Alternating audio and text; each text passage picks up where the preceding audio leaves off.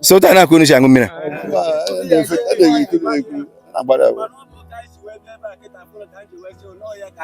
Yeah.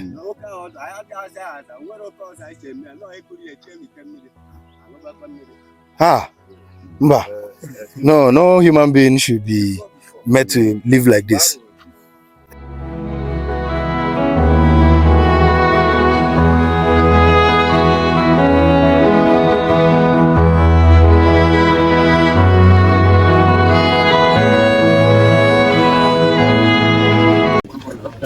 One day work as more Nana can get never do.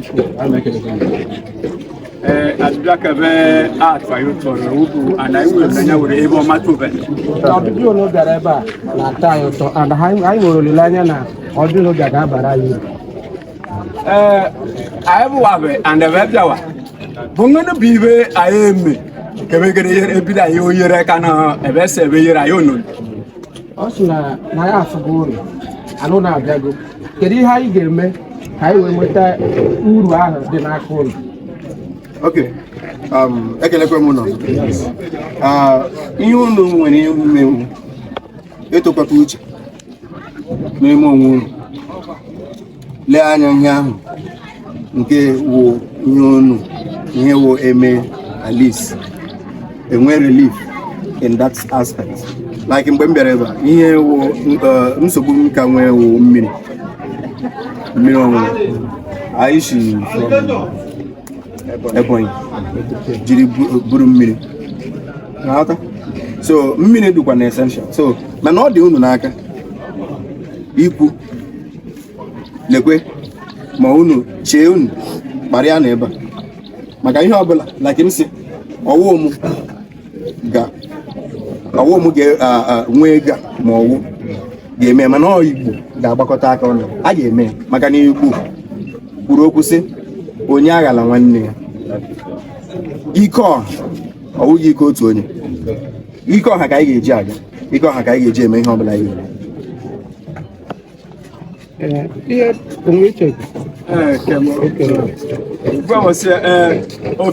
bụ mini bond. Anyị zaka onwe mebi mana ga ike adịla mgbe mmiri ahụ ekele ọ bụ kunu okpono onwe ego shidebe ka gerenya aja abụ ya mgbe ka obido gedi ike ka ha bidoro anyị omere even then. Also, eziokwu na mmiri bụ ndụ. And ihe batara mmiri ahụ anyị ebidogo iji ya mgbe ahụ mekasị ya mmiri ahụ ekweghị anyị omume.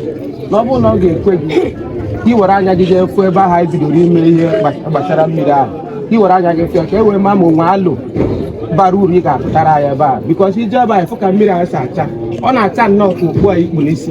So mmiri ahụ adịrọ mma onye ọ na-akọ ngwanụ o kwutere ya anyị ga-aga garuo hụ otu ọ dị ụwa hụkwa ya then nwekwenụ ajụjụ m ga-ajụ unu enwekwa ike saa m. Okay.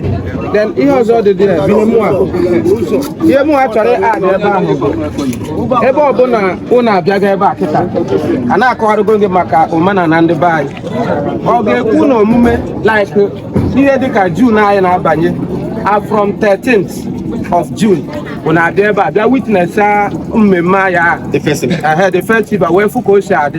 Then orukwa on the 5th of September anyị na-emekwa erimji unu abịakwa were anya unu wee fụ ya unu wee fụ ka o si dị wee mazie ihe anyị ga-ad wee mee ya ka o wee dị mma n'ụwa niile. Nwanne m nke i kwuru aga m anaghị aka aga m anaghị aka because like m kwuru sị na ihe anyị ji aga wụ gịnị na ndị Igbo Cultural and Social Enlightenment Community Foundation ihe anyị na-ahụ maka gịnị iji culture.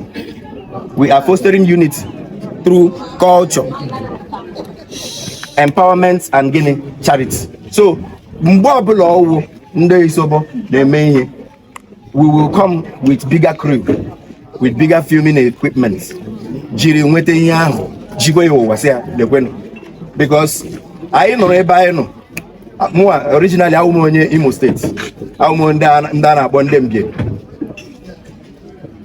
Originally anyị nọrọ na Mbieri ma ọwụ nọrọ n'ebe nke anyị na-ekwu maka ndị ISOBO ụfọdụ ga-ahụ ya na ọwụ okwu fim mana ụwa wụwa na ahụ m na ana m ebe ata and aga m witness ihe ọbụla na-eme ebe ata.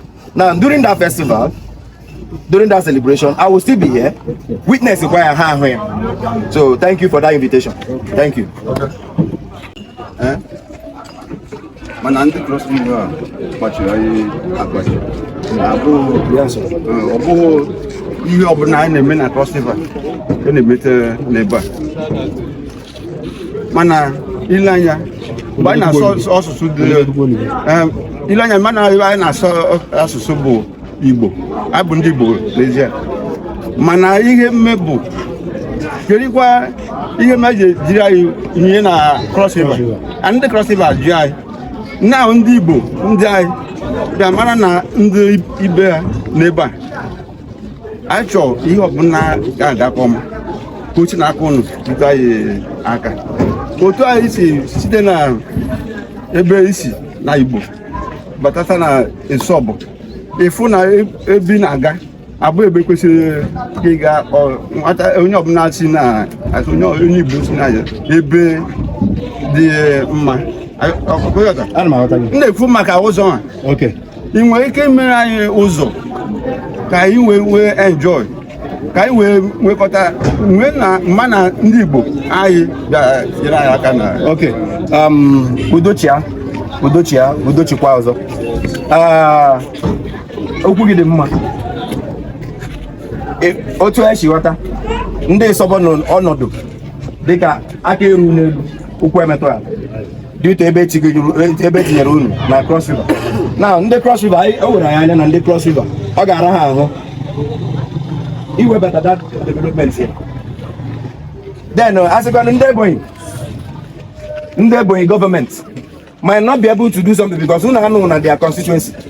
So it is very difficult for unu inweta basic amenities and social amenities. So this we understand and anyị etinye anyị lawa do mgbe anyị na-abịakwa anyị nwere video coverage of ụzọ ahụ. Anyị lawakwa anyị ga-echekwa ya ọzọ tikwe ya na the agenda. But now like I said, ihe awụ ihe dịrụla unu n'aka isi lekwe nke anyị ga-ebido ọwụ anyị ga-ahụ the water project anyị na-eme ya. Then nke a abịa as second because we need to have a primary agenda and a secondary agenda. Nke ga-ekwu omume nke a ga-ebidogodi mecha nwuo ya immediately. You know, because like I said, ọwụ Igbo ga-emere anyị through this the world view, the concept of onye aghala nwanne ya. Ndị Igbo agaghị ahapụ unu because ndị Igbo amara na unu taa. Igbo we ike, we will be able to do anything ma ọ na ekwete nọ nke a ka anyị ga-eme.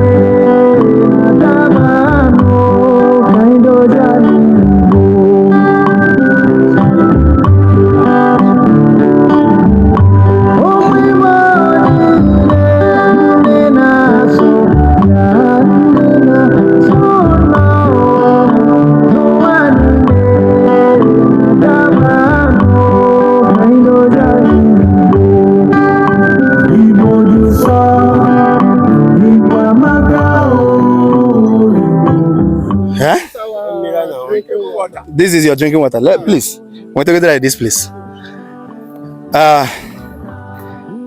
Wow.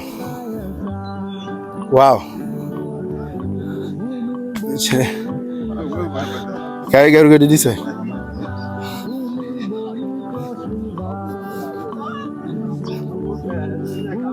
We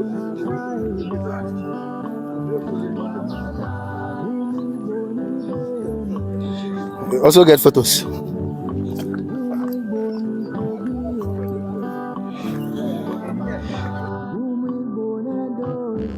Ihe a ga-apụ abịa tụọ anyị ka ọ dị deep.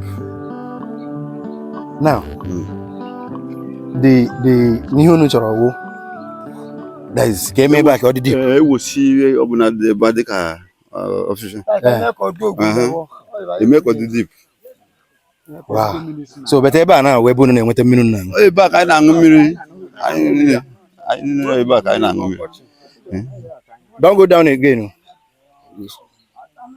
Manu do mmiri manu ọkọchị. Na udu mmiri na ọkọchị.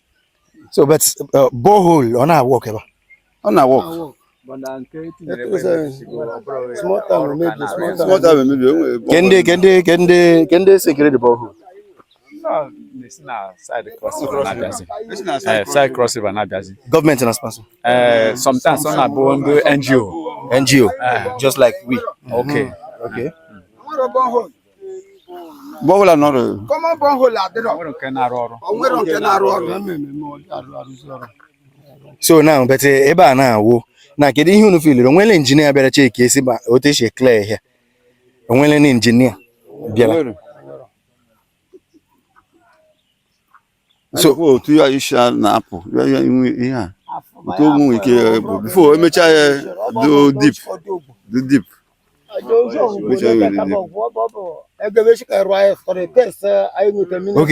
okay ihe unu nkọwa wo ka eme ka ọ wurizie like lake mmiri zoo ya trap then abịa ekuru wow okay ịma mụ ama maka nka you know as in ihe mụ na-ele anya wo a borehole project wo maybe at least amara ihe mere ndị nke ọzọ ji work then maybe we can as in do our own then with another in technology another engineer you know so that ndị na-ebe a na-use here unu ebe ahụ create employment because all ihe emetere ebe ahụ at least onye ọbụla nọ ebe a na-azụ pure water at least abi so enwe water project enwere for community with many tanks when sumu when generator na power ya you can be selling it ego pụtara n'ime Nigeria na maintain ya then na akwụ whichever people na-arụ ebe ahụ ụgwọ ya enwe ike wụrụ na a na-enweta na enwere standby water na then nke gbasakwara nụ nka wo we can be able to at least organize mana the costs or engineers other engineers abịa mana the costs lekwe ihe na ihe ọ ga-eri but how deep ke bad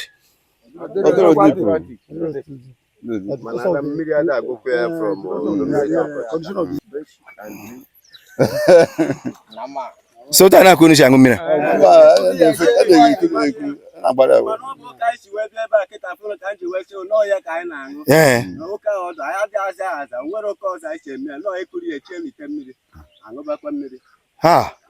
mba no human being should be made to live like this. Okay. Okay. Before. But I can enweta azụ ebe.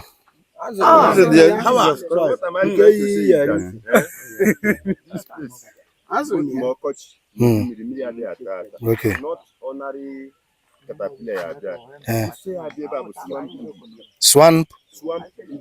Swamp boogie. Yeah. Obieba. Deep 6 feet deep. Okay. Swamp boogie ya neighbor, even nobody would be or ya neighbor road. Okay. Man ego. Ngwa Ije port or the kaja. Okay. Ihe nebe awo. Now, as a project of even this swamp boogie. How do people transport it to this place? Oh, if you payloader. Payloader. Share baby. From port. Buy baby, buy Cross River ko buy boy. Buy boy. Ebony. Ebony ko na. You from port. Take it off. Or push Enugu. From Enugu, you locate Abakaliki. From Abakaliki. Better save. This one boogie. Obia. Honored by the side. Lift more there. Roll the other side. Yeah. Deep here. Ya guy around. Okay. Ya honored Ubria officer. Or honored by the side. Need shift to go there.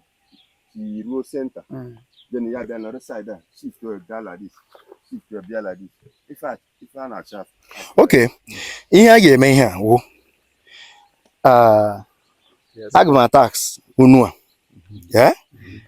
He set up committee. Ga-aga okwu ihe. Yeah? Nwetara anyị a comprehensive analysis and cost.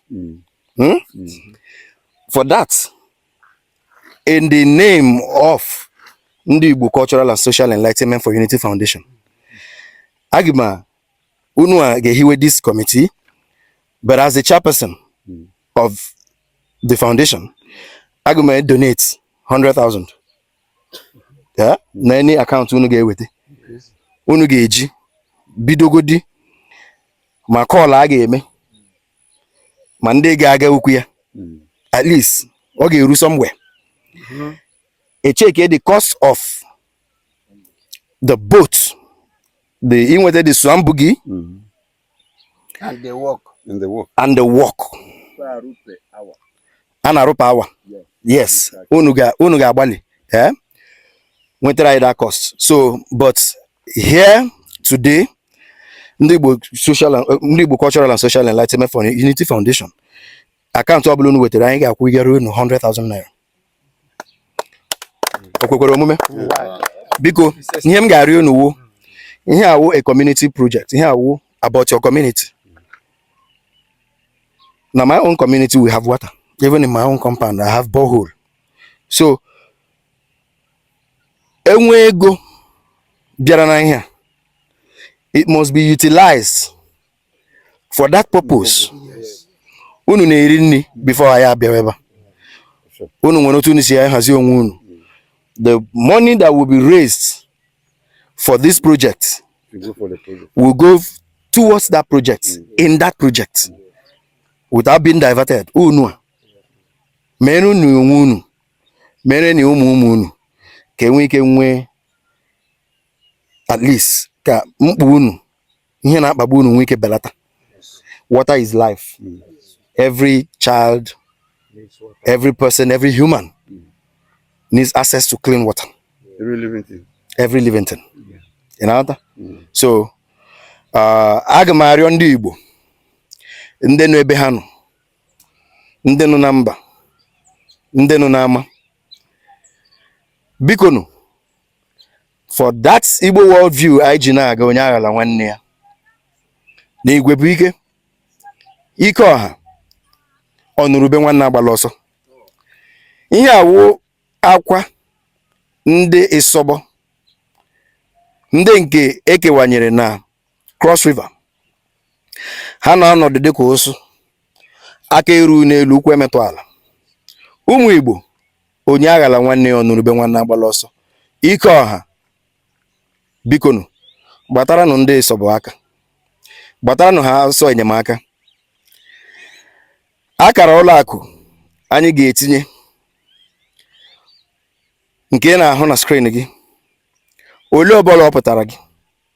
Ọ pụtara ofu, ọ pụtara abụọ ma atọ. Ihe a community of people. They deserve access. Ihe ahụ Chineke kwere mmadụ na nkwa.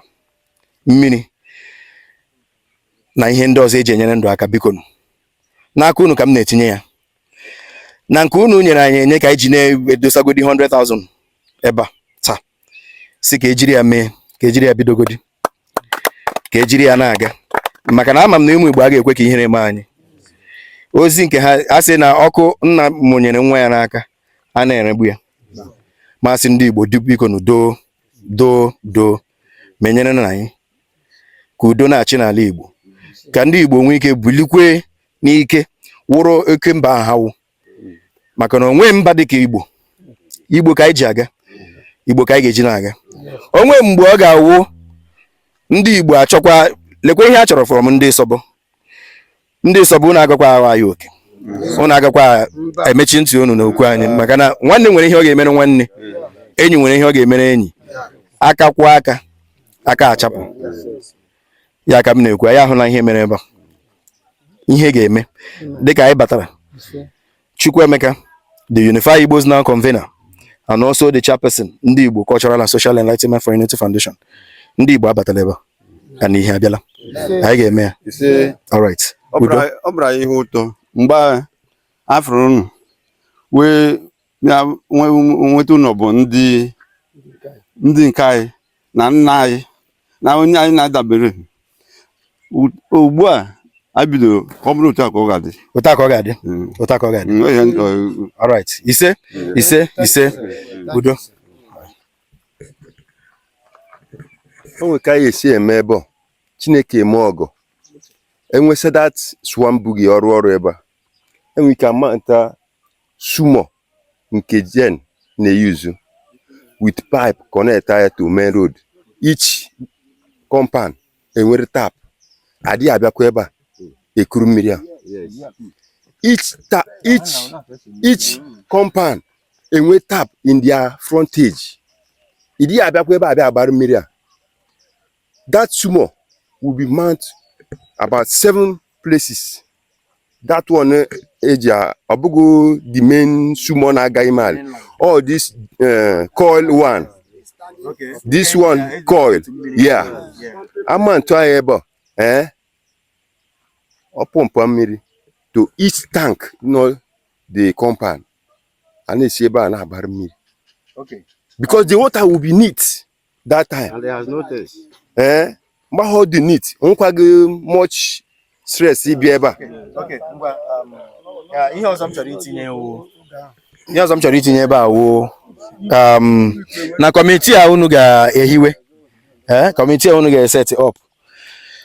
Edu osi unu awa anya anyị n'ebe a. Information will be passed between both of you. Edu akwene? All right, biko. Ndị awụ ndị onye a awụ onye ebe but ọ bịago ebe ọ nọ ebe 1 week. So all from yanwa ka anyị ji mara na lekwe ụdịrị ahụ ha na-ata ebe. Outside that, we will not know. That is why you see need this kind of voices. Now onye akwa no ezigbo nwanne ọ hapụrụ ọrụ ya. Ihe ọsọ na ọ ga obodo ya ka ọ ga-emere. And that is, I commend him. So biko no tinye ha in another, because it is through them that you will see communicate to us. So but unu I pour eba unu enye anyị account, we will make that transfer 100,000 onwe gap ya. At least unu ahụ ego, because ego ka eji aga ihe, ego ka eji aga ozi. Any of la wona kwuche okwu here na enwe ego edosara, enwere ihe kwuru, enwe ihe mere, ego wu isi ọrụ. So that money must be utilized. When I bido, then a comprehensive report on it. Thank you. All right.